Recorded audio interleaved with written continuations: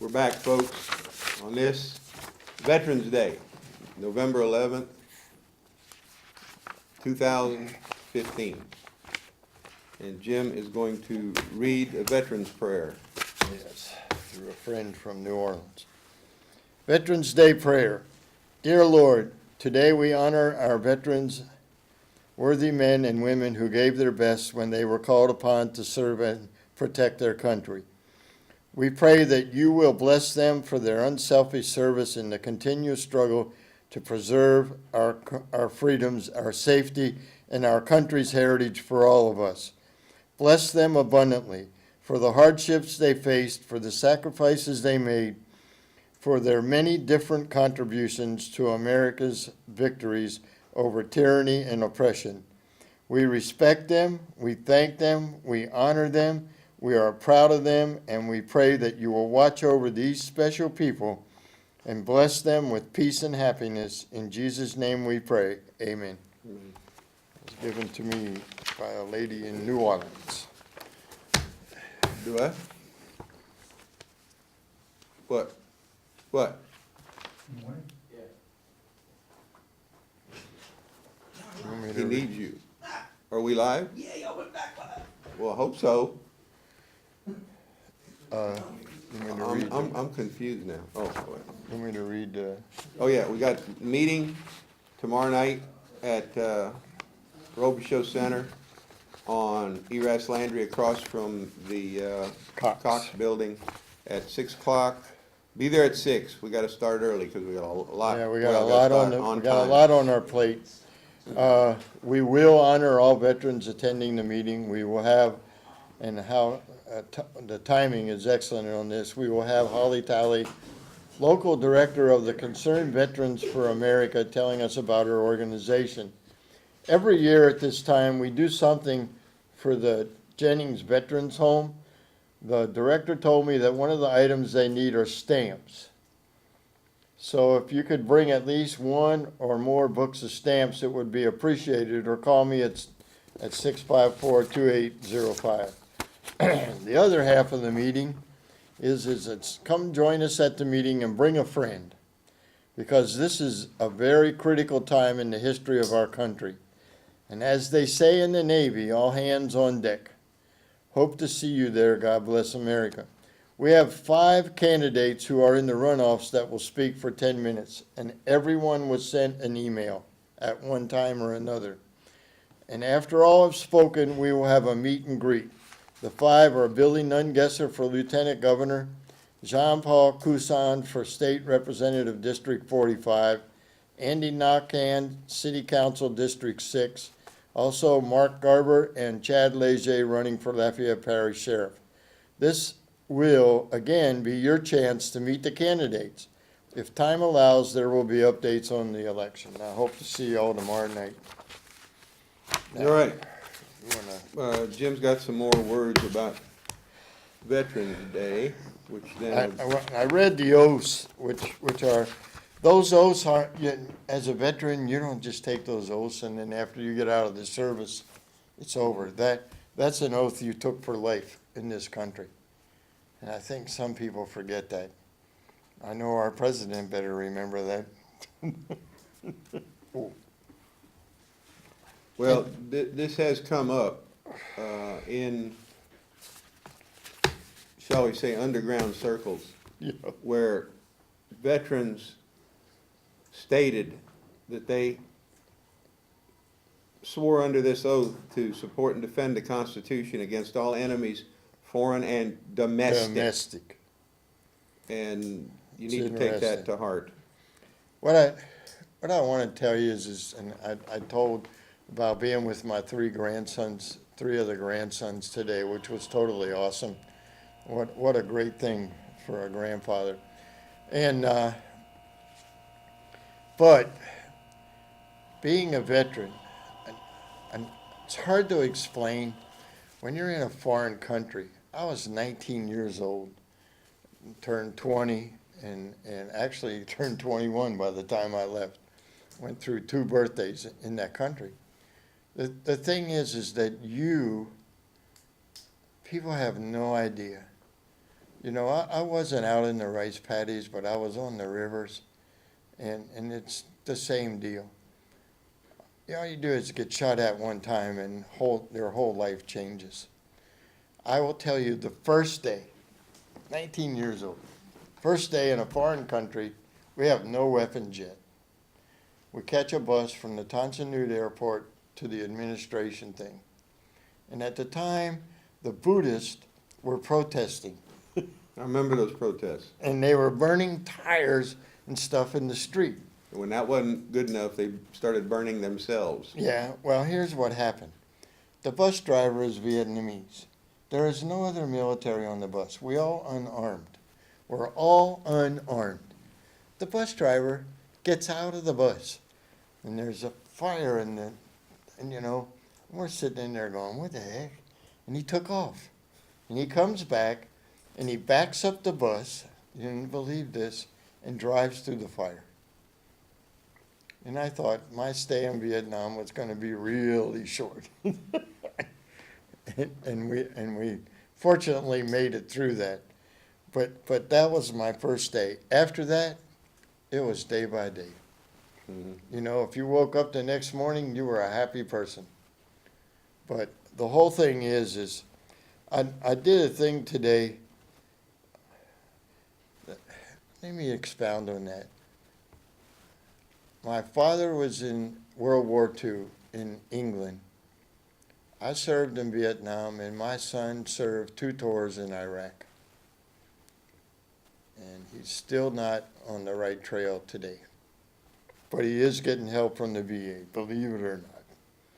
Well, sort of. When I see what's going on today, there are homeless veterans out there. Then I'm on a push to stop something that's going to happen in Lafayette. It's going to happen. We have homeless veterans. Why are we accepting Syrian refugees? Why are we accepting refugees? Period. I understand we need to help people, but until we help our own, we shouldn't be bringing anybody here. And I'm telling you, I'm stepping it up, and I'm gonna fight to make sure it don't happen in Lafayette, Louisiana. And we're gonna need your help More about that.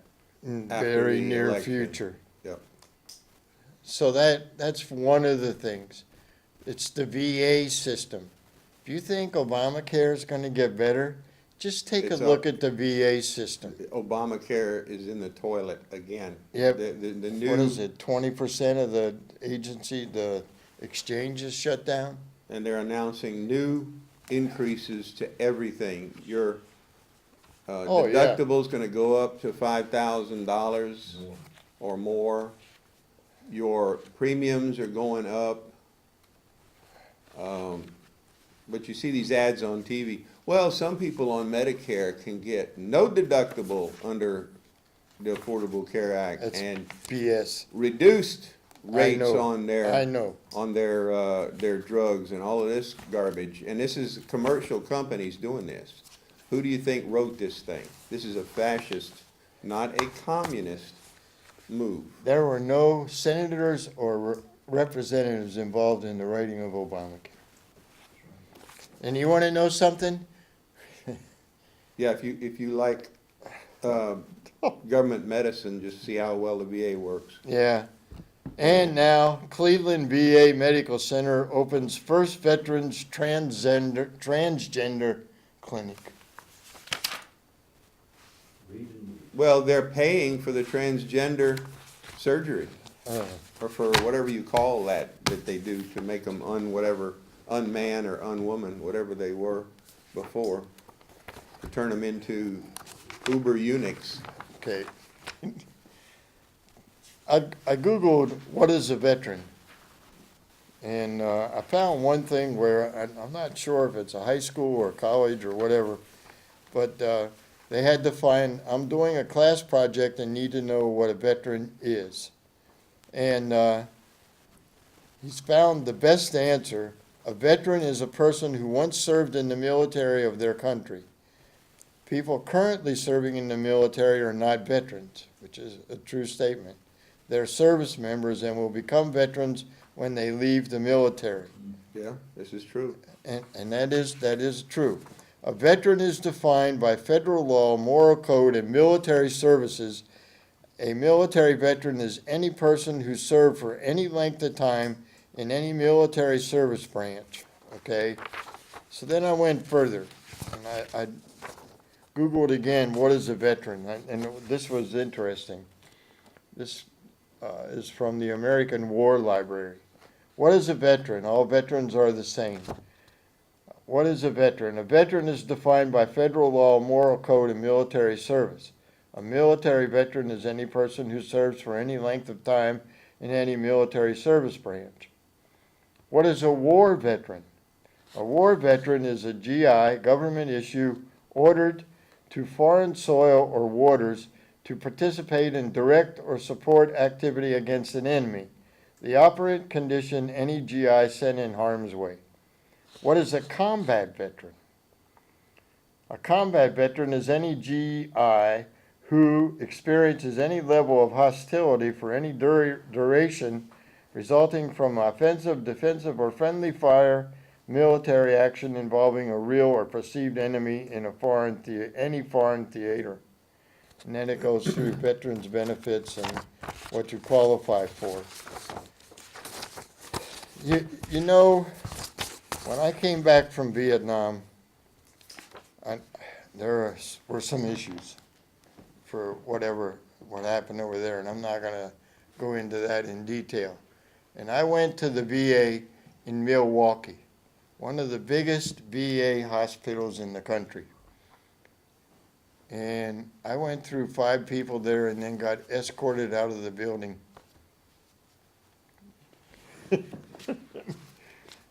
Because the last guy crossed the line. I was 22 years old and I didn't have a whole lot of patience. And he crossed the line. And I let him know in a very not so nice way.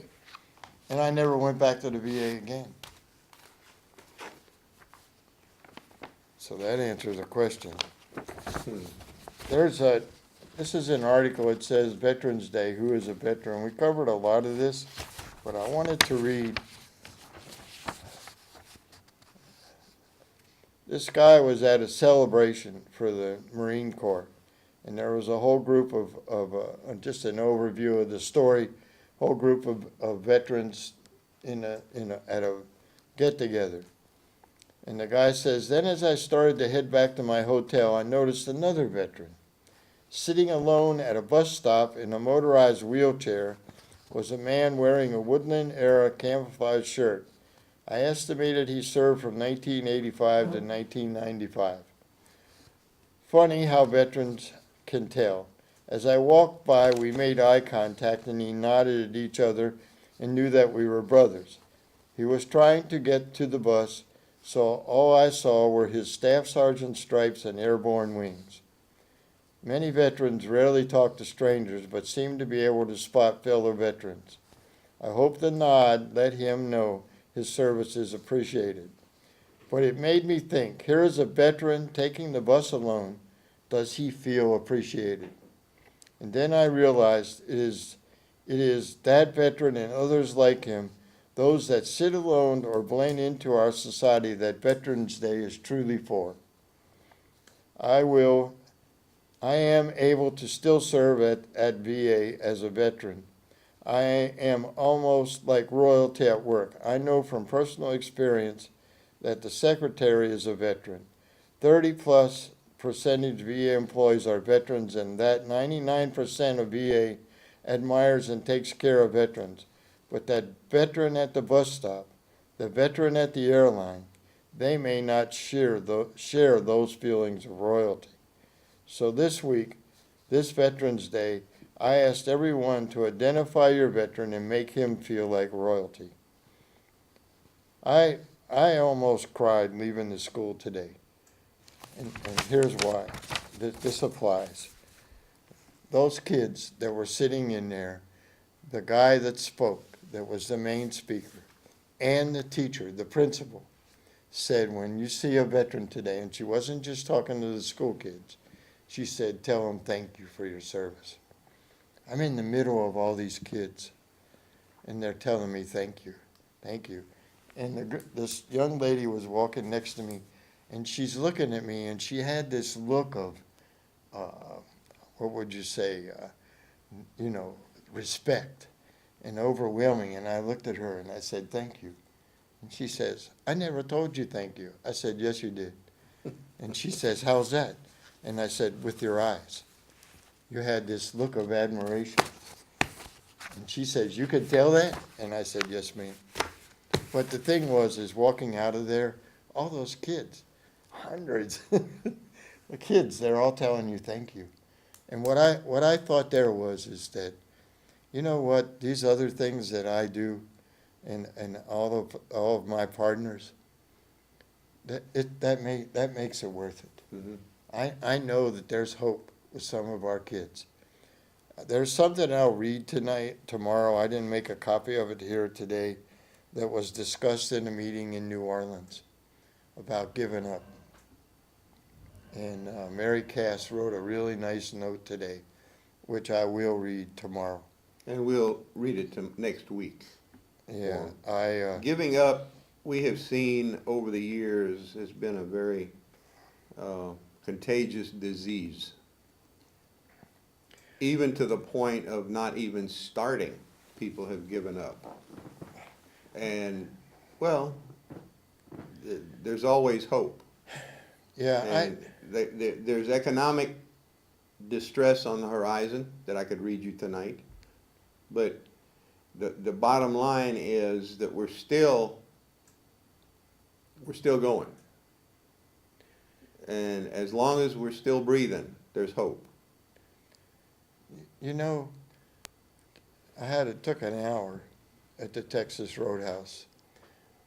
But you know what people need to learn to do is what I did today. I sat on the bench out there, and you know what, it was pretty awesome to watch all these veterans that were there. And you could tell that there were people that saw each other for the first time in a while, Mm-hmm. And just like I was standing talking to somebody, and somebody kept bumping me. And here was a friend of mine I probably haven't seen in 3 or 4 years, and he was with Darren. But the thing is that was a joy in my heart. Mm-hmm. That was a blessing to me to be able to watch all these guys, and then the mutual admiration between people you don't even know, and the help. I'm telling you, this is a shout out to the help at Texas Roadhouse. Those people were just honorably awesome. They made sure. The girl that brought my food said cheerful things to me, and hope you have a great day, sir. And I mean, there's hope in America. There is hope. We just need to get more people to step it up. I had a very blessed day, and I hope that a whole bunch of other guys feel the same way. Because wherever I went today, people said thank you. And that's pretty awesome. Yeah. Very good. And see, it's a big change from the 60s, 70s, and 80s about the Vietnam War. The veterans of that war were really mistreated, and Korea too. People didn't understand about the Korean War. And again, going back to what I said in the first hour, without beating a dead horse, it doesn't matter that if they were an immoral war, as long as you didn't do anything immoral in them, and understand now the truth behind those, and ask for Jehovah's forgiveness if you did do something wrong that you're not aware of. And if you did do something wrong you are aware of, you ask for his forgiveness. But there's hope for the country as long as this belief exists. And there are still people that believe this is the freest country on earth, which it's not. Canada is. Mm-hmm. It's been proven empirically. But the U.S. rates down the list about 40th or something. You talk about being disrespected. I'm not gonna tell the story, but San Francisco has always been a bad place. It's been an unbelievable place. When we came back from Nam, you have no idea what happened at the airport in San Francisco. And let me make a disclaimer here, because there might be some people from there that are getting nervous and tingly in a bad way, et cetera. No, not the whole And- city's and- that way, but. Well, what I want to say to those folks that might get upset by what you're saying and belittling San Francisco, well, telling the truth about San Francisco is not belittling it, is too bad. Turn the channel. We, yeah, but the thing was. I don't have to be PC. Is that we were not in a completely sober state, and then you got people spitting on you and doing stuff like that, and you just spent 13 months in a crap hole. And I know that 3 or 4 of us got restrained by 5 or 6 that were gonna rectify the situation. Unfortunately, that didn't happen, and that wouldn't have solved anything anyways. Well, it might have. Might have been self-satisfaction. You might have felt good until the booze wore off and you started feeling the booze. Yeah, and of course, where I might have been sitting, Yeah, after that. With cold, this- hard these- steel. These vertical steel in front of you. How did those yeah. bars get there? Yeah. But I mean, you know, that is one thing the Vietnam veterans did. That when they formed the Vietnam Veterans Association, one of the biggest things that was talked about is that we were never gonna let someone come back to what we came back to. Yeah. And we pretty much accomplished Well, that. that's part of what has been going on lately with for the last several years, with the current war situation and the returning veterans. They're welcomed with open arms, which is a good part, but we won't get into the political aspects of those wars No, and really. how they started. But it's there. There's plenty of information there on them. I mean, we In could fact, talk, Ron Paul's latest book, Swords into Plowshares, goes into great detail about that. You need to get that book and read it if you have any delusions about these being moral wars that the U.S. has been fighting for the last, well, this century. well, Basically. you know, it comes down to, and I have talked about this, how my thinking was before I really got involved, and before I really started researching things, and my firm belief that I was doing these great things for my country, which in my heart I felt I did, but it wasn't for the reason. When you suddenly realize 20 years later that all that time you spent in Vietnam was all about oil and money, And a few other things. and Yeah, a few mostly other money, things. Yeah, and you're going, you know, my buddies didn't Yeah. come back. right. That's the outrage of this whole thing. And that's when I got And real all angry. of these, the young people of this, now all levels of young people, every different type of young people, not just males any longer, are cannon fodder to these people. And part of the reason that they want to push women into the military and are pushing them and have been for a while is, and these other folks, these folks that are out of the closet, as it were. You know who I'm talking about. They Yeah. weren't allowed to serve before. Yeah, not personally, Well, the but- reason that they're letting them do it now is not because of their altruistic, want to give them special rights, et cetera, make them equal or whatever, claptrap they're putting out. It's because they need the bodies. They're not getting enough bodies. And it's not just this country that can't get enough people. First of all, it's a volunteer military, so the people have to want to get into it.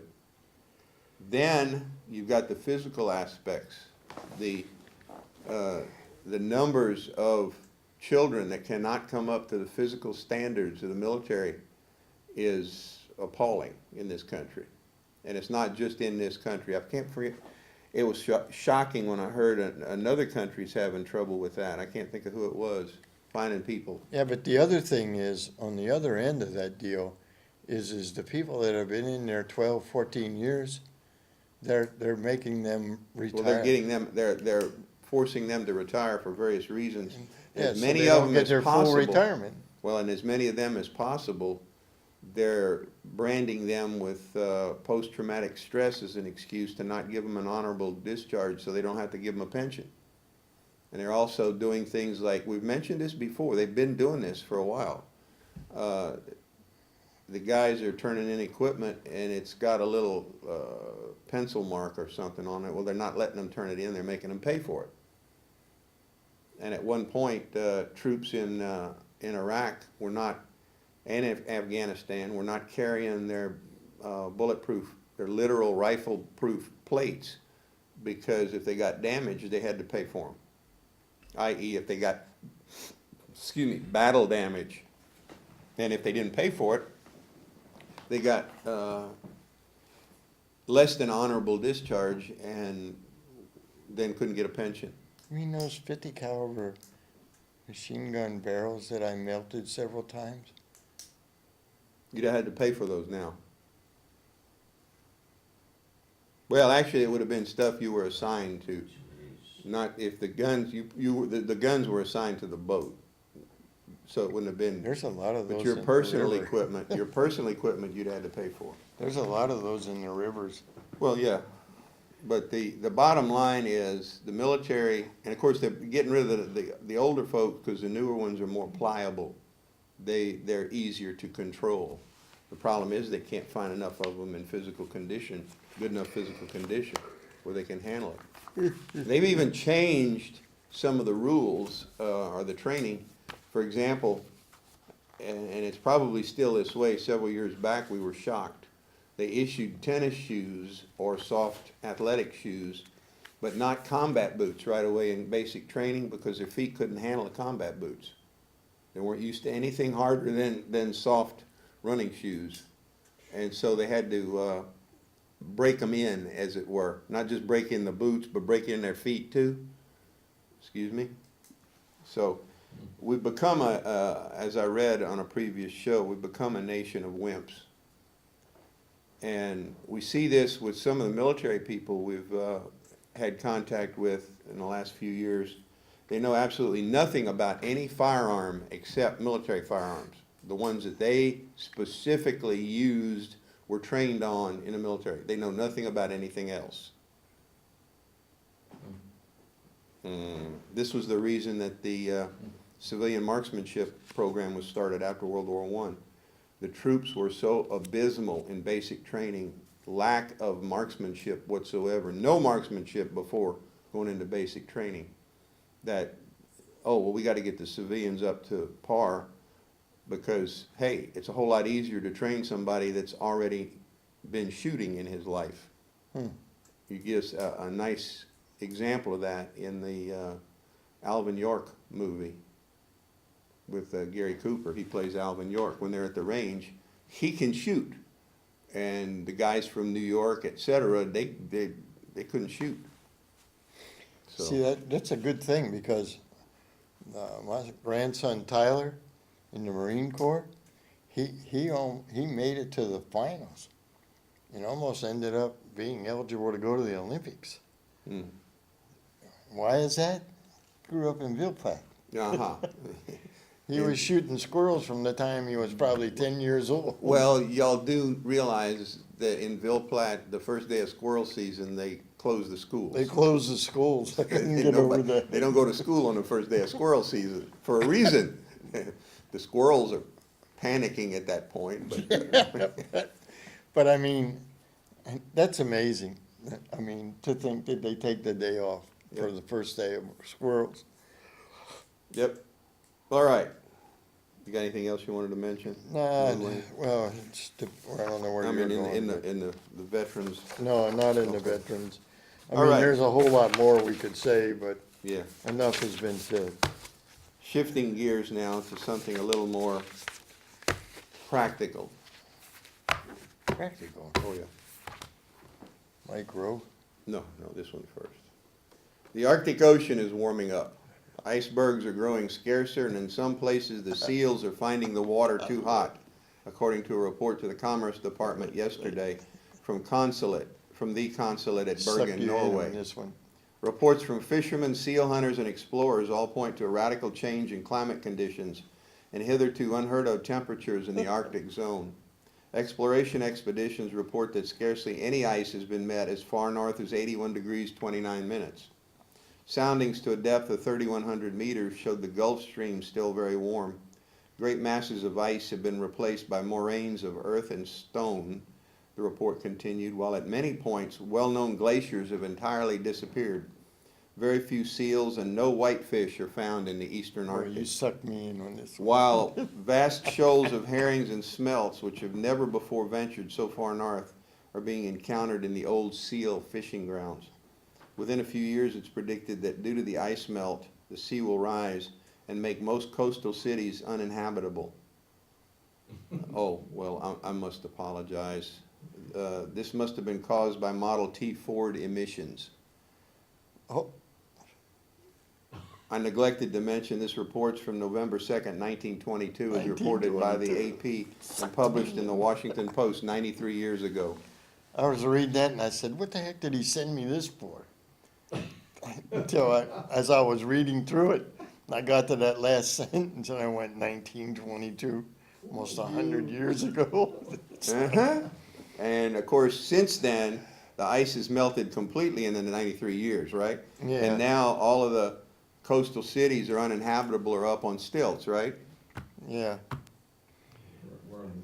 What is Well, this is not the first time this has happened. Since then, in 1970, a similar situation occurred, it? Oh, yeah. okay? I was in USL what would you call it? Sociology 101, anyway. I had to take that for my major in political science. And the intriguing thing about that is we had to read for the class every week a different book. And it was all these left-wing books about things like global warming or nuclear winter or the food shortages that were going to plague the country within 10 years. And of course, this was 1970, people. All right? Some of these books are still being read by the Margaret Sanger progressive wing of the Sierra Club. That was the same time the movie Soylent Green came out with Charlton Heston. Oh, yeah. And Soylent Green took place in the near future back then, in 1999. And in the scenario, the science fiction wannabe almost going to happen, just about going to happen because of food shortages,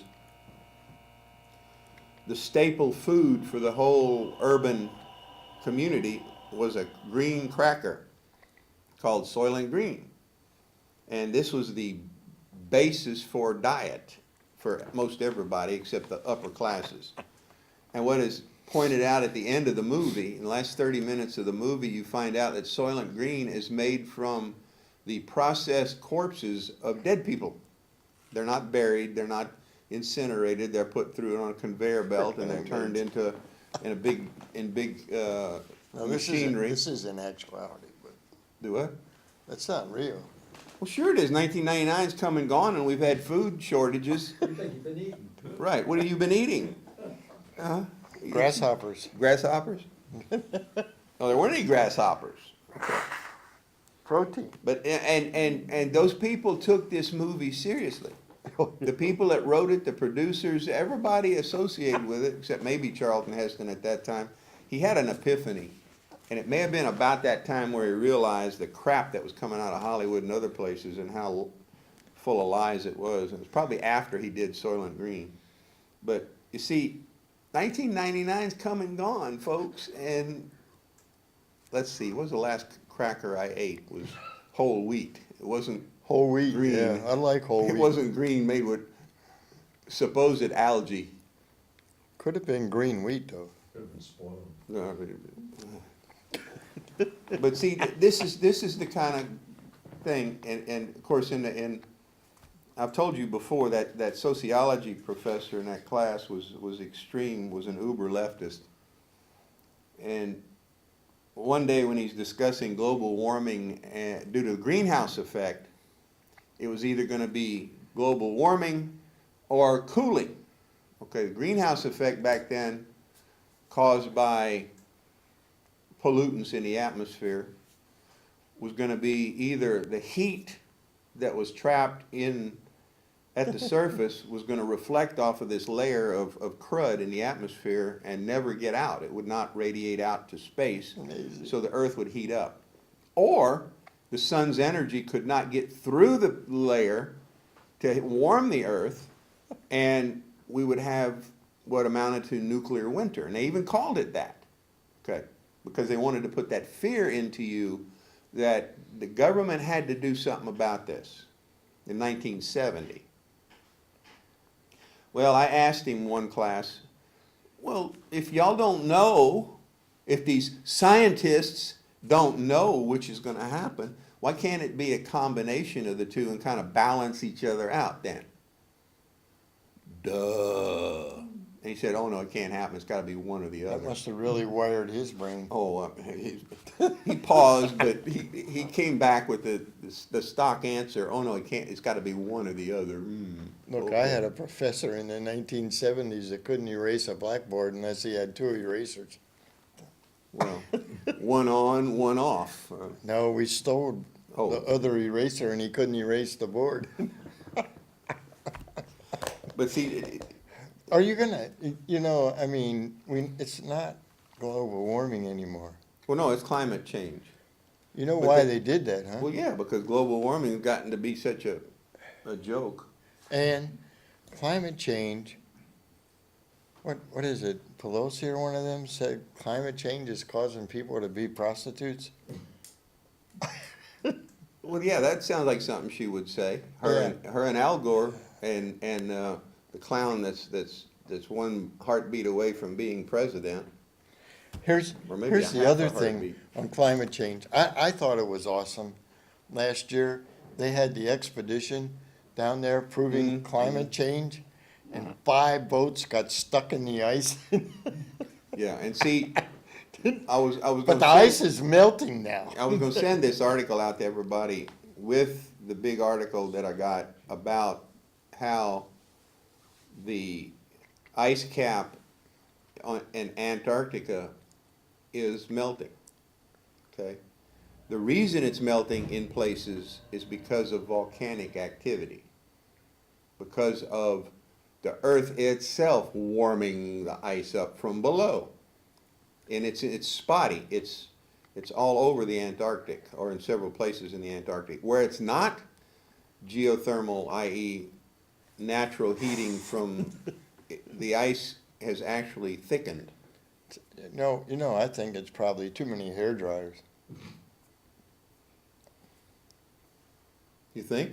It could be, using all those hair Well, dryers. one thing could be causing that, and the ozone layer, the hole in the ozone layer at the poles is bigger than it's Black- been for a while. But the then black again, hole.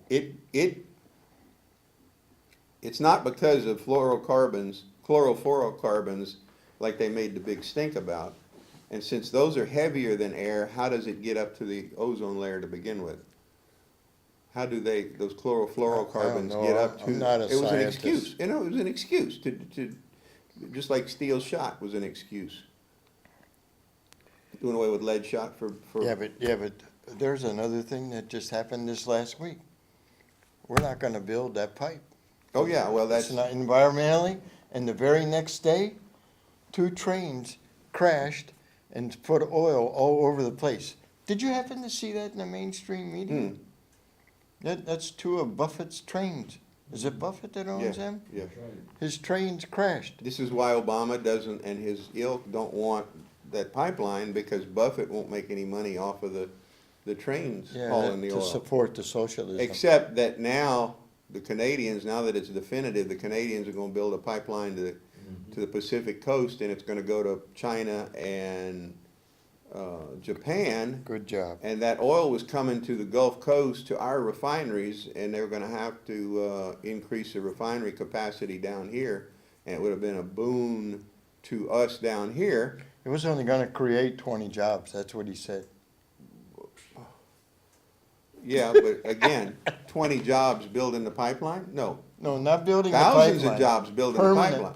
Permanent jobs, but see, they never tell you about any of that in projects that they want to do. They always tell you how many jobs it's gonna create from the beginning to build a project. They never tell you how many are gonna be involved in it afterward, when it's the Well, maintenance type. Here's the other When thing. you build roads, it's all temporary. Right, Once they finish the road, it's gone, the jobs are gone. right.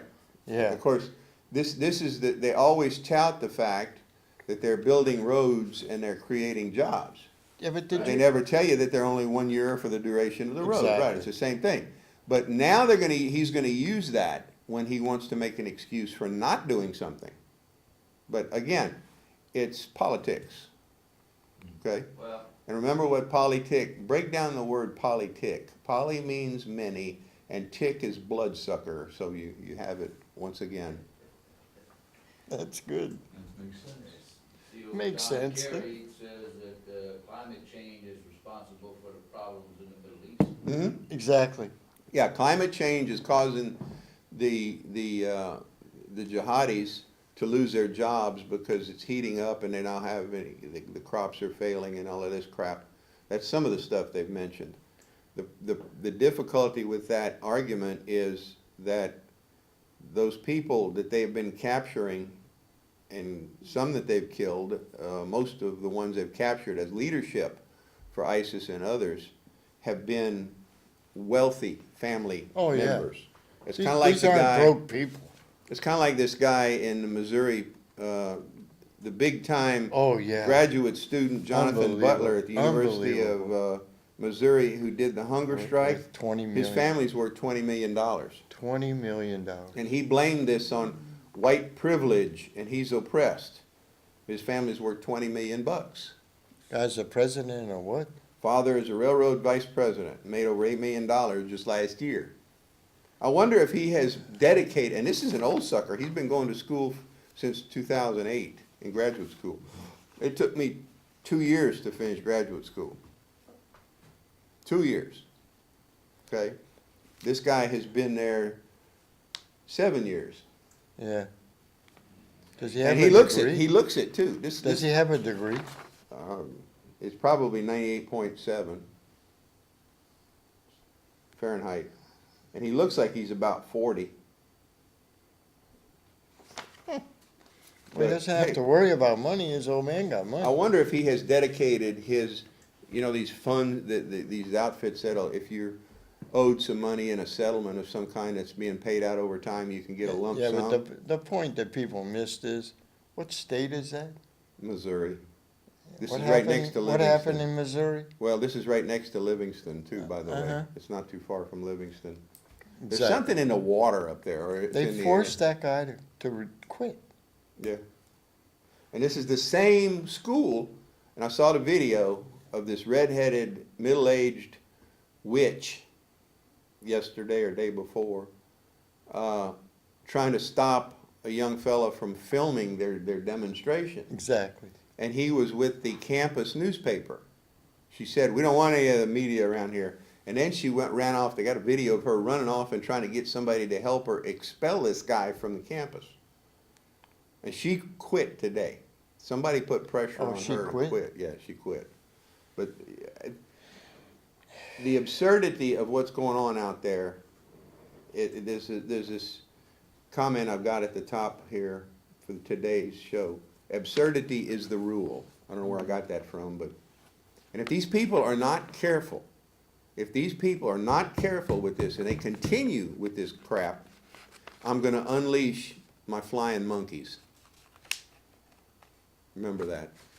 Remember I said it. Yeah, When I unleash the flying monkeys, they ain't gonna like me anymore. it's just like this race here with the runoff in the Common Core and over in Baton Rouge in the Ascension area. This guy, Jason Egan, who's supported by lobby I and mean, he's supported by the big money. by the big money, filed a complaint on the other lady, Edmondson, because she told a lie that he's for Common Core. And I told Tom this on the phone. Go ahead, caller. Yes, good evening, Tom. Good evening, James. I just want to thank both of you for your service to the country. Well, mine doesn't count. I appreciate that. Yeah. I just got a couple quick comments, and I'll hang up and let y'all, get y'all thoughts.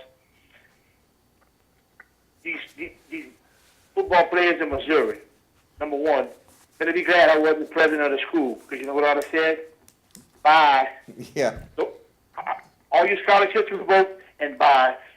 I don't care if I got to get people out the staff to fill the team. That's number one. And my second comment is, I really don't watch Obama, but I think it was either last week or week before last. I was flipping through the stations. He was doing an interview with somebody. I'm paraphrasing this. He was asked, first he said something about, there's a perception to the American people around the world that you're a weak leader. And then he mentioned how Putin was kicking his behind. He goes, what are your response to that is? He goes, well, I don't feel that you have to be, like I said, I'm paraphrasing, a real strong militarily or this or that to be a strong leader. And he said, well, what do you consider being a strong leader? You ready for this? He said, I consider myself a strong leader because I'm leading on climate change. Thank you, man. Talk to y'all later. Thanks, bud. And I saw that interview. Yes, he did say that on climate change. Everything he talks about now deals and comes back to climate change. You know what? I love it when he does that. What I need to do is send him that thing I just read. Yeah. And not put on it where it came from. Yeah. And then let him publish it. Oh, and he'll go out there like, oh. He'll put it on his, you said he's got a Facebook thingy man. now? He'll put it on his Facebook thingy. Yeah, he wants to have And then conversations. I'll comment on his Facebook thingy, guess what? That was published in 1922. Last time I checked, New York was still underwater. Yeah. Manhattan especially. Manhattan, oh yeah, Manhattan, Manhattan's as bad as New Orleans. We are underwater too. Yeah. New Orleans, Yeah, we're New Orleans underwater. has nothing on Manhattan. Without the pumps underneath Manhattan, it would be a swamp or a It's lake. an island. It's an island, but it would not be an island. Have you ever It would been be there? underwater. Yeah. Have you been to New Never York? again, except as a conqueror. Well, my half-sister lived there, so that was in my youthful days. No, what was the last time I was there it's been a while. But I mean, 25, what, 25 or here's the 30 years. deal. We were talking about the pipeline. Do you understand? People don't understand. Our president is very well tied. maybe yours, not mine. Well, the president. POTUS, just call him POTUS. POTUS. That sounds so appropriate. POTUS. POTUS is, He is tied to the Saudis big time. So well, he if we bowed build to the Saudi prince when exactly, he was there. so if we build a pipeline, that means that we don't need those boats coming across the ocean from Saudi Arabia. And so his paycheck at the end of his term, oh, wait a minute. Well, yeah, his paycheck at the end of his term Well, won't be as big. His bonus Bonus, that he'll yeah. get in 17 when he steps down. And then if, Buffett- if he steps down. Yeah, I mean, that's- there's people that think that he's gonna get something started with Putin or somebody or the Chinese so that he can stay in there in an emergency when situation. what is it, the 22nd Amendment he's looking at? Get 75% of Congress? Wait. Is it the 22nd? Wait, I've been meaning to look that up while you're bringing it up. I was reading that the other day, where they were talking Yeah, about I- that, and I went, Okay. that's really in there? It's like 75% or something? But I think there's ifs, and, and buts with it. But it's interesting. No, there's nothing in, that's what I thought, when I first heard this, somebody was saying, under the 22nd Amendment, he can do some monkeying and stay in office. No, I don't think. 22nd Amendment is what limited one guy to 2 terms of office. Exactly. But you see, this guy here, this is the same thing. This is what goes on with these progressive liberals. They don't think that we're smart enough to know that they're lying. Well, no, The guy- they don't think we're smart enough to read the English that this is written in. Exactly. And of course, we can read English better than they can because, for example, the so-called anchor babies being citizens because they're born here, they ignore the fact that it says that they have to be subject to the jurisdiction of this country Exactly. before they can be considered citizens. But this guy here says that he put that thing in with the Ethics Commission, Enkin is his name, put it in with the Ethics Commission, which is crooked anyways, and I can say that and back it up. But the whole thing is that he said she lied, that he's against Common Core. Well, see, there's a law that we want to change. Oh, yeah, That you there's can no lie doubt. about a candidate for office all you want to. There's But I nothing they found can out do that about that's it. not true. I'm still trying to Except- verify that. But here's the thing. Well, What his basis was is that he is against Common Core because we're gonna have the Louisiana standards. Now, I went to the review process for the math in Crowley, and a gal who is anti-Common Core changed 26 things in the math, of which, when they finished that later on in the month, all 26 things got rejected, and they kept what was in there. Mhm. Folks, this guy, he knows that. He's being backed by, he's got over $200,000 backing him against this lady. You know why he had to do this? He had to discredit her with the people because she's winning. And he's going to lose. And somebody wrote today, "You're frivolous." And told him, you were or he no, was? to him. And then they gave his phone number, told him to call him. And see, that's what the guy said last night. That's how you do things. Yeah. You get their attention.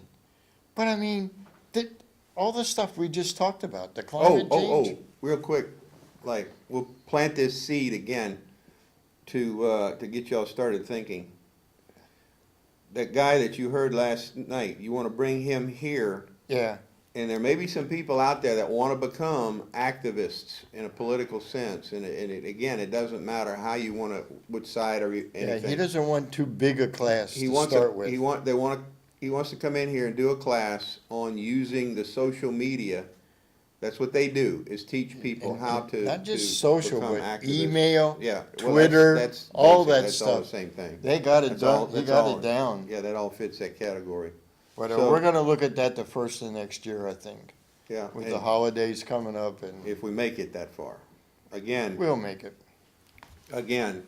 don't take anything for granted at this point. No. Not with the rumors about the financial Especially, situation. well, I know I'm not moving to Cleveland. There's a lot of places I'm not, I'm staying right here. There was never a chance of me moving to Cleveland, for many reasons. Oh, I'm getting in trouble again. Well, all right. Are It we, is what it are we is, poor but- mouthing Cleveland? No, we're not poor mouthing Cleveland. There's a lot of nice people there. I saw this too, real quick. But y'all What do people we gotta got? come out tomorrow night. I think this is gonna be a great format. Each one of them guys is gonna speak 10 minutes. We're gonna meet a nice lady, and talk about veterans organization. Yeah, we did. So it's gonna be a lot of fun. Get your friends out there. Get some new people there. Now, if you are on HBO, on cable, Oh, yeah. go look at the replay, the on-demand for Bill Mayer's real-time show. The latest one as of last week, so it's gonna be the second to last one. He had Major Tulsi Gabbard on there, National Guard, who is a Democratic representative from Hawaii, but I don't know why she's a Democrat. She doesn't talk like one. And Bill Mayer was criticizing Hillary Clinton, of all things, on his show. Gee. And she came I can't on, believe he was critical. yeah, he was very critical of And her. he's criticizing Hillary. And- Do what? Not enough of a leftist for him. Well, that may be. But what she did was linked him, Obama, directly to ISIS on this program. Go take a look. We'll talk about it next week. And hopefully some of y'all get to watch it and comment. We, And also, Alan West has a warning for Christians in the Middle East. He says they got 10 years at the most before they're exterminated. So, okay, they will rise up. well, there's not gonna be any left.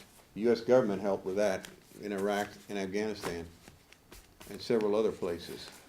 Yeah, I know. We have the biggest weapon in the country, in the world. It's called food. Yep. We do. We don't need to use Oh, weapons. Putin, there's a rumor Putin's planning to deploy and use his thermobaric weapons against ISIS for what they did to that airliner.